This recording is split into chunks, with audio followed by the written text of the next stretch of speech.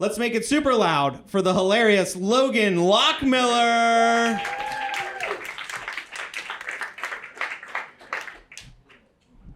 How is everybody? Yeah. I'm such a dork. I thought she said corn. I didn't hear the unipart, so I was like, what a corn emoji. I don't get how that applies either. It's a mystery, yeah. I am a dorky man. I know it. But it gets me into weird scenarios. Like I wanted to live alone, so I just moved to like kind of a sketchy neighborhood. And I was walking home the other day, and this car pulls up, and the lady said, with the window down, and the lady said, "Do you need a date, baby?" And it was sexy when she said it. I sound like a fucking robot, but no. But I wanted to be nice, so I was like, "No thanks, but I like your hair."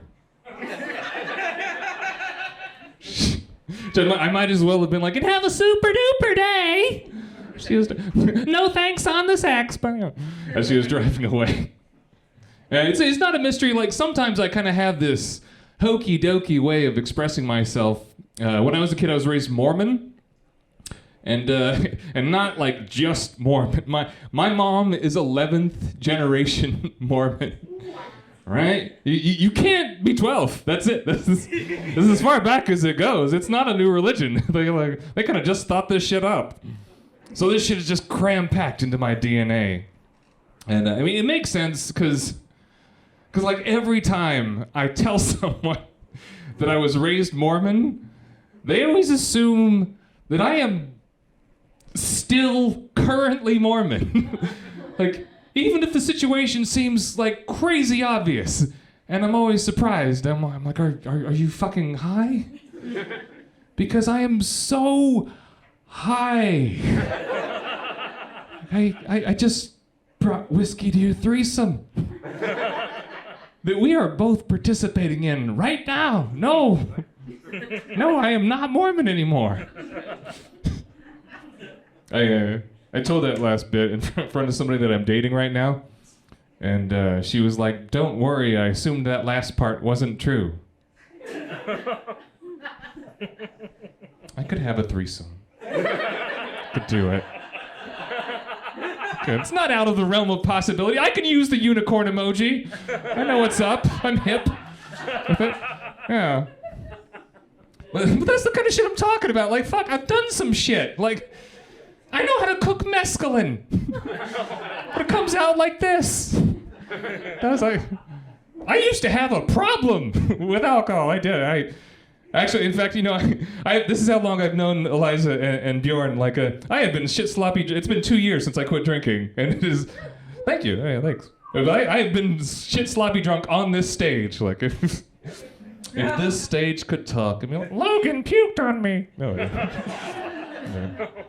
But no, it has been 2 years since I quit drinking, and I was thinking about like whether or not whether or not you have a real problem with it. It's very perspective based. Like, I used to say things like, "Oh man, I had a good Saturday. I put a bottle of wine in a canteen and hiked around Mount Tabor and took like a 2-hour nap. It was a nice day."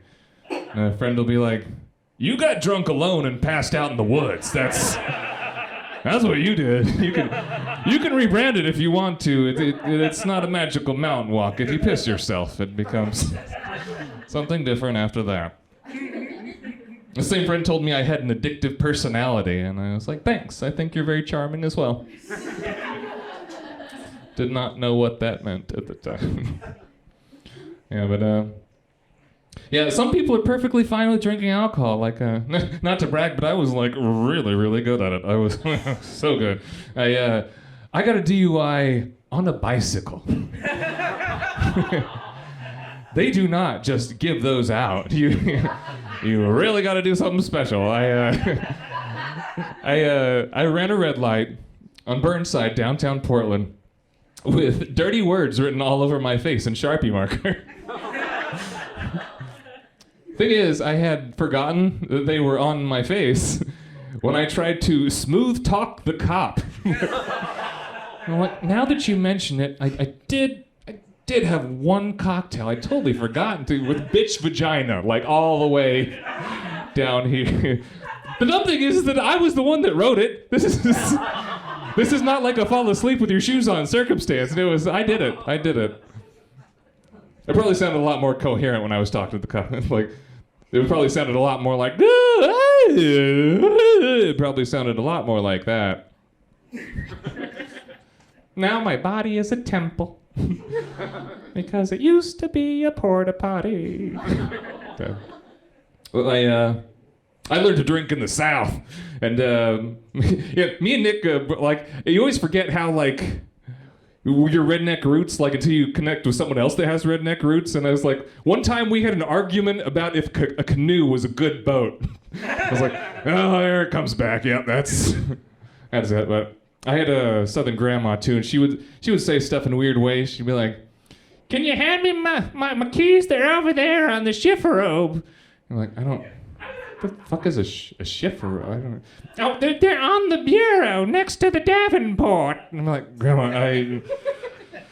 I'm gonna push this armoire on you if you don't tell me where the fucking keys are.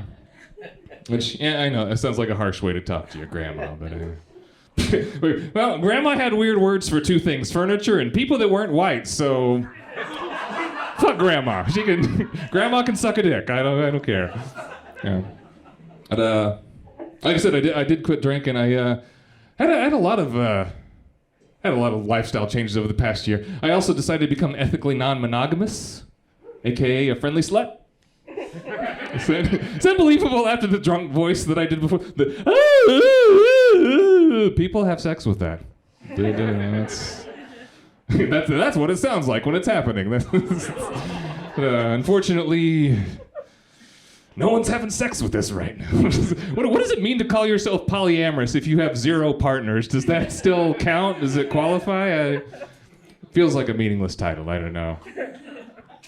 It's fun doing like polymaterial in Portland. It almost feels like pandering because people are very polite about it. They're very supportive. It is a very different experience when I'm doing the same material in like rural Oregon, in like Albany or Dallas. Because the dudes will be supportive, but in a very different way. And they'll be like, "Fuck yeah, man, getting all that pussy." And I'm like, "You know it and sucking all that dick. Up top. No? Nobody? No. I don't actually even suck dick, but I just get very sexually aroused by making rednecks uncomfortable. It just hits me in a deep, deep place. It does. It says something deep inside me. But I did, however, grow up with. I have some aspects of gender nonconformity. I grew up with 5 older sisters, and they had a big impact on me. They were my role models. Like I did have a Y chromosome. I think it just barely snuck in there at the end. It was like right in there. I think it just makes body hair. I think that's the only service that really functions, and it is killing it on that front. Otherwise, I don't know. But yeah, I have like a mix of like masculine and feminine qualities though. Like I used to wear a lot of like athletic, like Puma gear. That was my jam. But I liked it because it had kitties on it. That was one. And they're jumping. Meow. They're happy kitties. Yeah. Despite everything that I just said, like I said, I am straight. I like women. But the women. I would take a pass for like Paul Rudd, right? He's a pretty good-looking dude, or maybe Ryan Reynolds, or maybe that guy. I don't know. Got like piercing eyes. Got the silver fox thing going. I don't know. Actually, that guy's kind of. I just slowly come out of the closet, one person at a time, just like a perverted Mr. Rogers. Like each of you are fuckable in your own special way. That's unique to you. But yes, I'm straight. A penis. No, thank you. I'm not gonna. It's not gonna. Even no, thank you. Just sounds like I had too much dick already. Like, oh no, I couldn't possibly. Like I burp, a little jizz comes up. No, I was supposed to talk about women at the end of this, but I think I used up all my time talking about fucking those two guys. I think that's gonna do it for me. You guys have a great night. Thank you.